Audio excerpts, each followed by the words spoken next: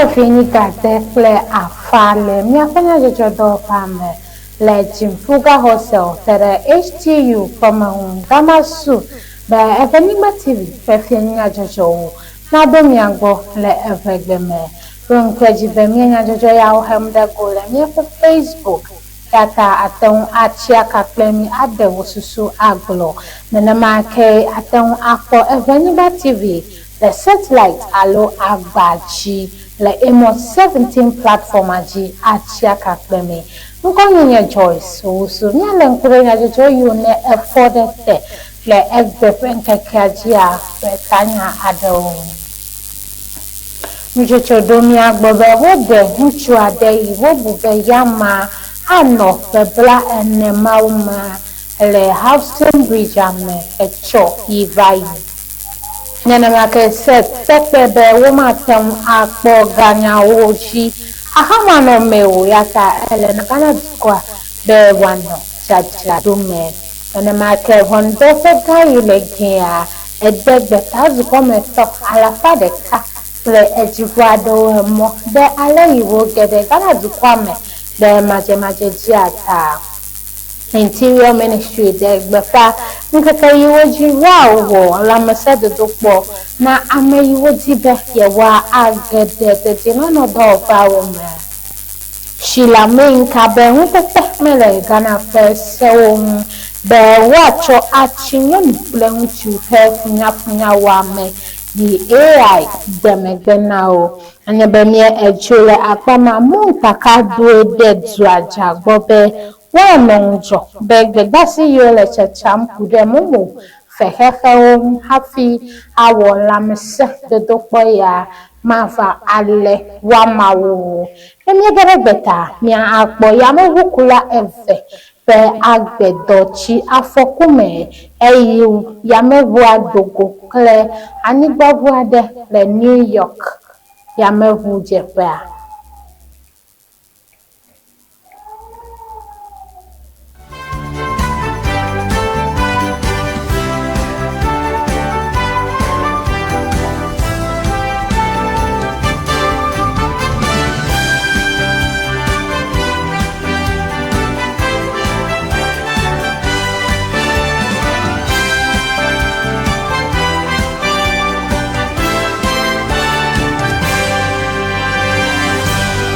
Okay. Nami gara mi apenya jojo bantojia echo yenye pejinu eto ape nkeke blave vagba ye ameyiwo le blisam etianu tuama edejesi be amadechi Housing Bridge ame hehode chiaji kele nkulele de yama unchito ma wodejesi be enye nchu Ye ano abe pebla ene le ejivo ene ye jine nempe afoku ya ejodo kenu tepepola wona mienya be togbebe yomenya nu itutu tune ejo dene nempa me aji o ha o dejesie be huchi no jejem le yama pe kome ye epe nku evra o ha menno wono pe Woyi jifa konyi de ale ikpofito wo chimegbe hafi eva nofra le wo fenyanu awo koto jina kpofito wo fe dofa le gane le afa pe popome kake kpofito wo fe vavano abegade menetibla ato adewo ke bubuto cherubin kofiziga yinye Wosu metianu tometo pe assembly manola na mienya be povita wo be dowonu wo pe anyi mano abe body bag yime wo de amechi ava we ya we ewe be yamawo meva de yi dejito yiji olena ye wo be ye wa ava nenpe no pe yawo yama yiji na mienya be to be amadeke enya yi tutuji ajo acho apeto yawo ha emekobe yama je gome no ya dem koko ke povito te po hede amenugbe yada le bridge ame he choya madota Trafalgar pe ame kuku ojiado simply menora cherubin kofizi gayiji hedenya kede omena evenigba tv nya jeje dola o ale bene amayule nyabe nkosele Venigba TV le nupola kata kuida maklobe afi mojola mi yanye plisami electoral area alebe enyenye usu electoral area top assemblyman kake nyepe assemblyman ikepen to menwo jojola melio da ai meke oyo mesa onkoa enamenya bo sibeta mama pon tepe darai nai abe retroya abe ka action play minute ennea koyo yo chu mi abe unit committee member ile wu please am not to me odometo de ka gbo orchestra ka peko be opo amekuku repentila le housing bridge ame meko echi amedo chacha goglo nene ma ale ojo e yobo bi tepe yo popo yen be de viado upo chupo me ale be over to the bridge a ni upo bridge ame da pa ko po be amegbeto pe alo wa me fe ple epe me pa de jejem le echi ame akele ima apa iwo le ne chi ala echi ame ten kolota do ko le chi agbono agbasam le chi aji until echi aba jagbagba be aba tuju dare te perafi te nuzio kata on ba jejembe amekuku onye keime oyom me va assemblyman ame ba tere kenu itepe me konye be ame fua ntu onye le tepe a nyele nkude pentina de ka be don epe tafrache pentu nu kata o le tepe de ke mele de de nu imi ka te jesi hanye be menye de vi onye o enye amechichi ike tafrache nenye be lenye pen poponu maten ajije a ma kareji be ahowu pebla ne heina yenye nonome ike mi kwele ke ayo meka ko hitu bua tafrache menya nkeke ne nie ya ule poflo ake ne etedon via akobe je aya dem de ka alebe ne lenku de nwa epenku vio mele eguamo menya ne nane odri abe le okerechimo alebe petagbo kata ebuchi o ka totum abe buye le tume ple epe kogbo la bailo wawe nyenu itepe mi ba ko ke le tepa mi na povitonya abe kapopo de kakla fan ya mi no ojom le fi afio baba alebe wa ha egbenye weekend ta nu yo nye ope challenges wo play ebebeto equipment yo me lo si bata body bags mele mi asi le mi abe municipal assembly obe regional command pop ava pop body bags le ye na mi jo ebu wa ko ba kwe ha ezu agba ko mieli alebe ma pa men bebe ma bele mi ato mi kwe a o baba alebe ole atitotro wom le mbe mi akwe akoba la chirado de chirado pe daniel wijo yeje agbagba bemia ho bubuto cherubin kofizika bemia anyan nyaiko mega valiji emega ke meton jeji na ma ya tamia wo alototro press sube ni okataga badomoda le emegba mia ahewu ako afanami enye bemia ejole akpama mia gede mia pe nya jojo bupuchi set tepe yenye jidudu mega kokwa yipona kanyawoji le dukwa ma edo de Ghana dukwa bobe wanu agbesoso aho lukunu iwo jona le ganyawo kuma deme kudenu yi leji le Iran pe vovon idem le dukwa pe momeminyawo mwata ebe wopatanu ade nujojo pata woda le ganyawo meo yata ehia vevie be wano jajado me na nenempe nujojo yawo chowube wange nkukle to hu nenempe nu yawo ji ebenya yawo blo kudenu yi tepe kudenu fe tenu mano le titi na rejepe nu tuame yi webe crude oil fe asi ayiji le heha me godo i adefuna Ghana dukwa fe ganyawa ta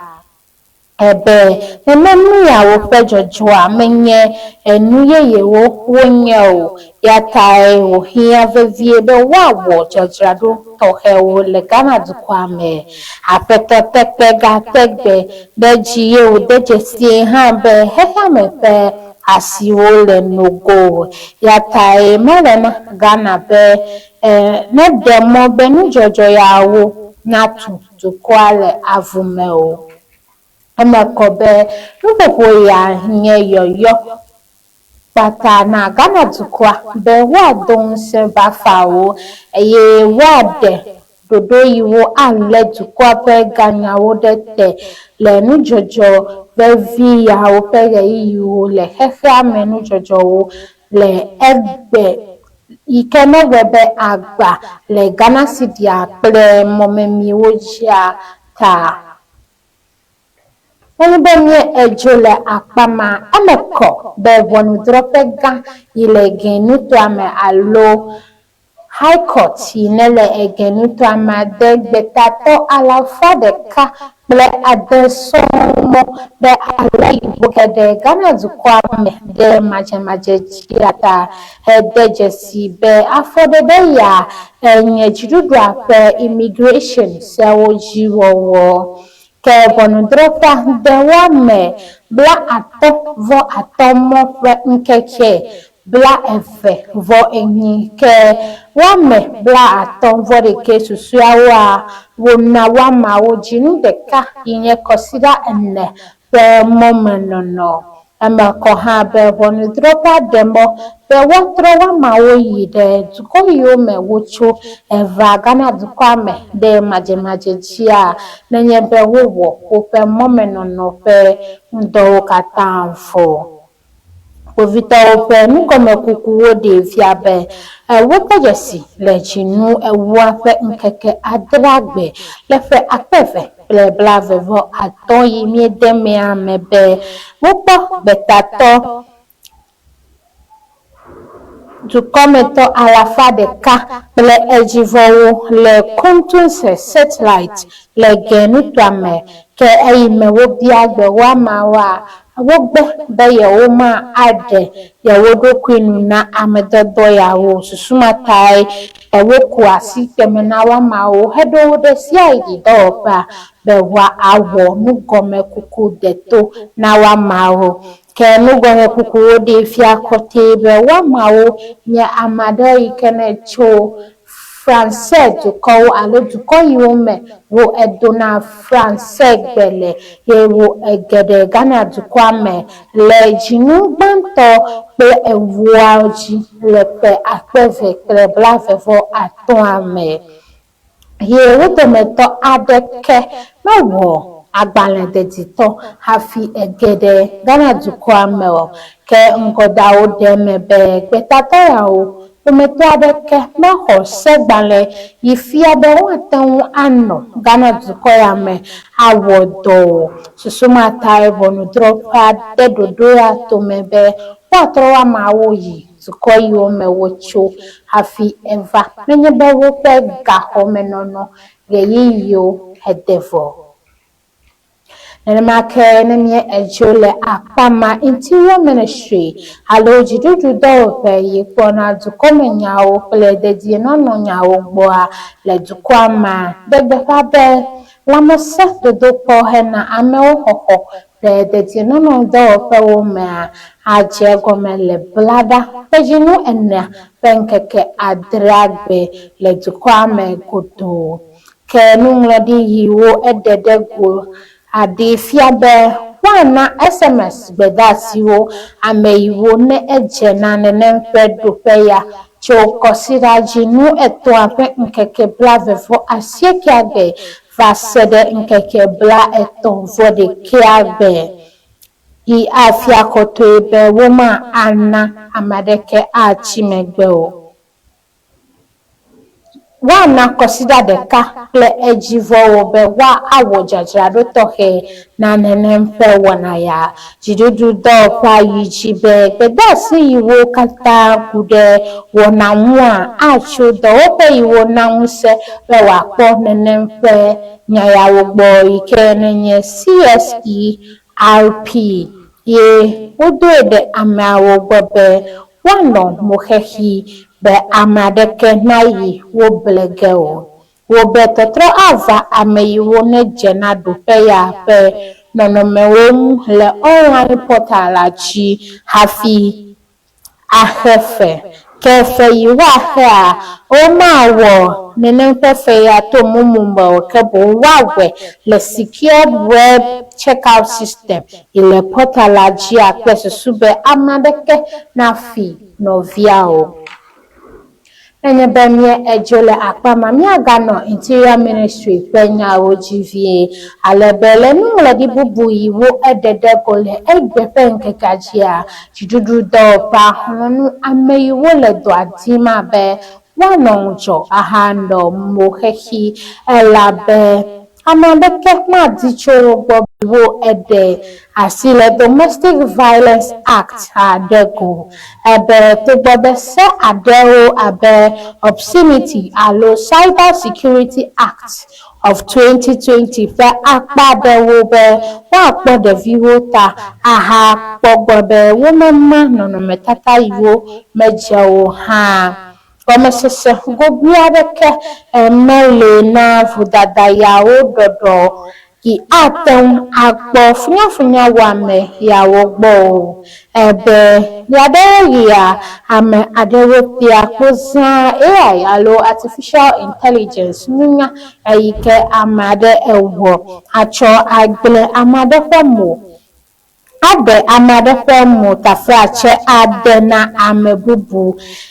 lebe zigede a nyonu ike ne ele dope kokowa ya wenye na nenempe ame ya ope tadojini le apena shila penya nua ede bena ehia vevie be ngodawo nano anyi ahadengle atro asile Ghana pesewo be amewo nanya afokuyile funya wame le mowo jiame nyale nkude bedasi iwo now atragbo. Us in Ghana, and for my organization in particular, we are concerned about gender-based violence and ensuring that it is addressed adequately. So because of that, we've been involved in pushing for legislation. You know, we were behind one of the groups behind the Domestic Violence Act that was passed. So our concern is, with all these new developments, the laws that we have in Ghana, are they adequate to address it when these crimes occur? Do we have adequate laws? We have our Criminal Offences Act, which deals with crimes. This law was passed as far back as 1960. It's seen some amendments, but we believe that we don't have adequate provisions in it to punish these deep fakes and the examples you are given adequately. Okay, there are sections on obscenity, but it doesn't give a proper description. And criminal law is such that before a person can be punished, the crime should be very specific. Yeah. So we need clear legislation. We have the Cyber Security Act, which was passed in 2020, which has sections to do with protecting children from online abuse, and also sections to do with sharing, you know, unlawful sharing of intimate images, etc. But the description of the offense is also not very extensive. What some of the things you heard, the whole deepfake, where somebody can take somebody's head, put it on somebody else's body who is having sex, etc., to disgrace people, to disgrace particularly women who want to aspire to leadership, it's a problem. We also have what we call a recent law, Affirmative Action Gender Equity Act, which was passed in 2024. And there's also a section dealing with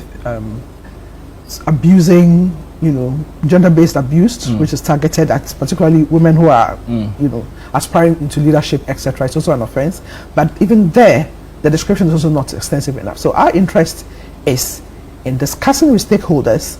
and finding out their views on how to address it adequately in our laws, so that we have adequate laws in Ghana to address these offenses when it occurs. We're also interested in the education part as well, to raise awareness about the issue. Fifiamia alenkude Betanya jojo anyano intututu nehe afoko yike ame egve yonye yame pukulawa pe agbedochi le New York yame pujepame. Afoku ada jolel na katia yama hujafo sikele New York ke numa chuchuva do miagbo bird yama vu kulal eve wafo agbe chiro ke numa chuchu sike do miagbo nyeba amablan nevo de ka wele koji le dono koji sike wele ugbo pom ke ogabado galde menami ba amabla etonvo de ka ke ode aside wongu le dono koji esike amususwa wole dono koji sike dokita wo wala ugbo pom ke no mechocho sike gado miagbonye be ke nuisi jota obe amomele alo nenenfo yamahuje fela amomagaban be aga tutafama azomo ke uko asida deji egbo la bena nusi jwa wole nugome kumple amesike le tapama je pom elabena nuike jwa afoku ade esimeke ke oyo ba amesiko no jo sinya ogbo pom sike miwe na be fire service kule yamohu sike dogo le la katia yamohu je le New York eva webe ova ko asida de na fo yamohu je be maten aga awodo alo aga po mozonya ogbo va sede simeke wa gbo na fo numa enu.